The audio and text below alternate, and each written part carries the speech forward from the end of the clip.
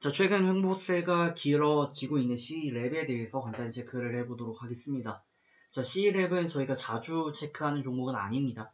차트적으로 보시다시피 특이사항은 8월달 이후에 거의 잠적을 감춘 듯한 모습을 보이고 있고, 장기적인 관점에서 이제 일본 기준 22평 라인에 대한 골든 크로스와 또 저점에서 쌍바닥세가 나오면서 턴어라운드가 형성이 되었고, 시장이 어느 정도 슈팅을 기록하게 되면서 주가 역시도 올라오는 듯한 모습을 보였지만 비교적 시장 대비 아쉬운 흐름을 이어가고 있고요.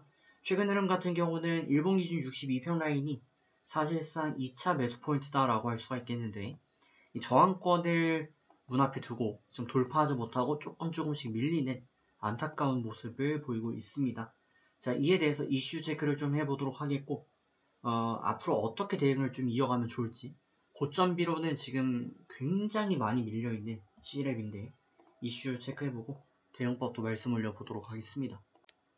자, 종목명 C랩 되겠습니다. 시가총액이 630억을 기록하고 있습니다. 시총이 낮기 때문에 체크를 좀 안 해볼까도 했습니다만 간단히 좀 살펴보겠습니다. 자, C랩 같은 경우는 응용 소프트웨어 개발 공급 사업을 영위 중인 기업입니다. 그래서 GPU 자원관리 솔루션이라든지 AI 데이터 가공 솔루션, 또 초고속 영상 분석 서비스 등의 개발 사업을 영위하고 있는 기업이 되겠죠. 최근에 이슈되고 있는 내용은 없습니다. 그렇기 때문에 주가 역시 급등락을 이어가지 않는다라고 볼 수 있겠고요. C랩 같은 경우는 메타버스 관련 이슈를 받고 있던 종목이었는데, 메타버스 관련 이슈가 오히려 최근에는 악재가 되는 듯 합니다.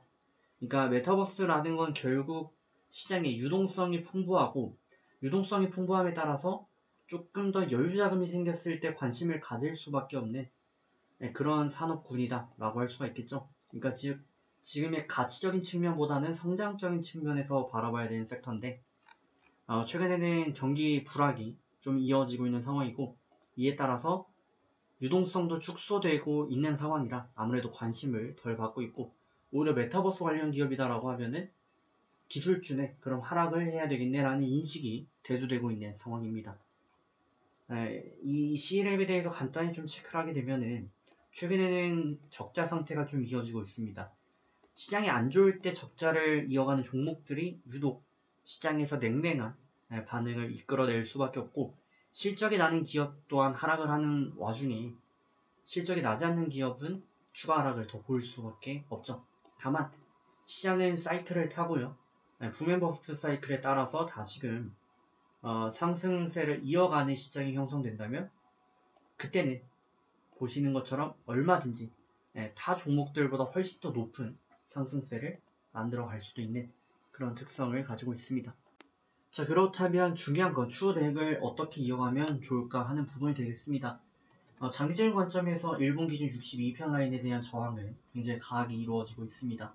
이 라인을 돌파 마감하지 못하면서 이때도 단기 매도 신호가 되고 쭉 하락했던 모습이고요. 돌파 마감이 나오면서 단기 슈팅이 좀 나왔고 또 이탈하면서 하락하는 모습이었죠. 해서 일봉을 기준으로 62평 대응을 추천을 드리도록 하겠고, 이 라인 돌파 마감 나와야 매수 가능합니다. 그 전까지는 관망 추천을 드리도록 하겠습니다.